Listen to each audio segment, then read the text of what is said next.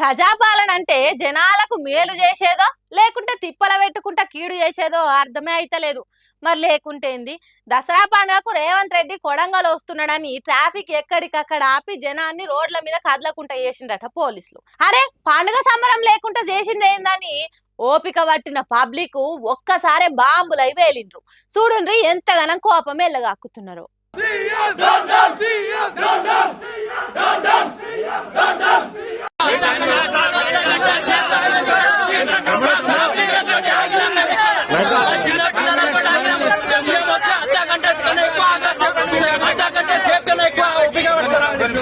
ఏంది గోసమాకు?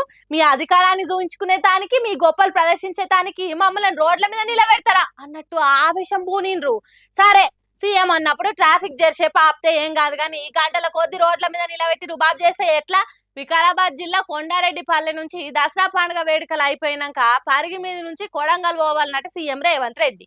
ఇంకేమున్నది, పరిగి కొడంగల్ చౌరస్తాలల్లా ట్రాఫిక్ నాపి కాలు నొయ్యంగా రోడ్ల మీద కిలోమీటర్ల కొద్ది బండ్లు కార్లు బస్సులను ఆపిండ్రట. మరి సీఎం రేవంత్ రెడ్డికి నడిమిట్లా ఆలస్యం అయితే జరసేపు జనాలు నిడిచిపెడితే ఏమైంది కావచ్చు పోలీసులకు.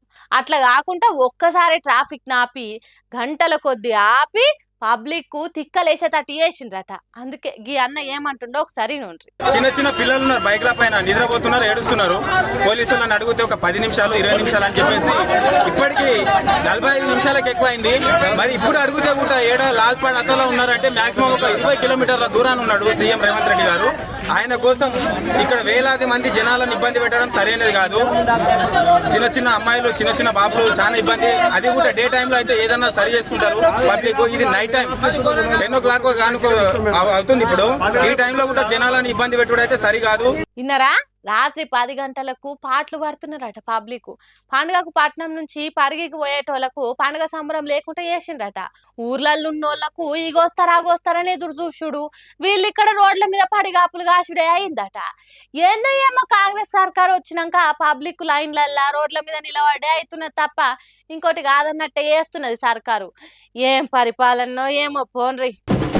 కరోనా వైరస్ వేసిన కాటు ఇంకా మానక ముందే మన దేశంలో మళ్ళీ కొత్త రకం వైరస్ పుట్టి జనానికి వణుకు పుట్టిస్తున్నది. టమోటా అనే వైరస్ మధ్యప్రదేశ్ రాష్ట్రంలో ఎట్లా పుట్టిందో ఎందుకు పుట్టిందో తెలియదు కానీ చిన్నపిల్లల బతుకులను చింద్రం చేస్తున్నది. 6 నుంచి 13 ఏళ్ల నడుమున్న పిల్లలకు జోకే ఈ వైరస్ సొమ్మసిల్లే తట్టి చేస్తున్నదట. అరిచేతులు, పాదాలు, అరికాళ్ళు, మెడ కింద భాగము, కొందరికి నోట్ల ఎర్రటి దద్దులు పుడుతున్నాయట. మొదటిసారి ఎవలకు పుట్టిందో ఏమో గాని చిన్న చిన్నగా ఒకళ్ళ నుంచి ఇంకొకళ్ళకి అండుకొని పోరగాండ్లకు పొట్టు పొట్టు తిప్పల పెడుతున్నదట. దీంతో అయ్యవలకు దడబుట్టి పిల్లలను కాపాడుకునే దానికి దావఖాన బిల్లులు కట్టుకుంటా తిప్పల పడుతున్నారట. అయితే ఇది చిన్న మెల్ల కాదు, జట్టిమానం స్పీడ్ తోని చిన్న పిల్లలకు అంటుకుంటా పోతున్నదట.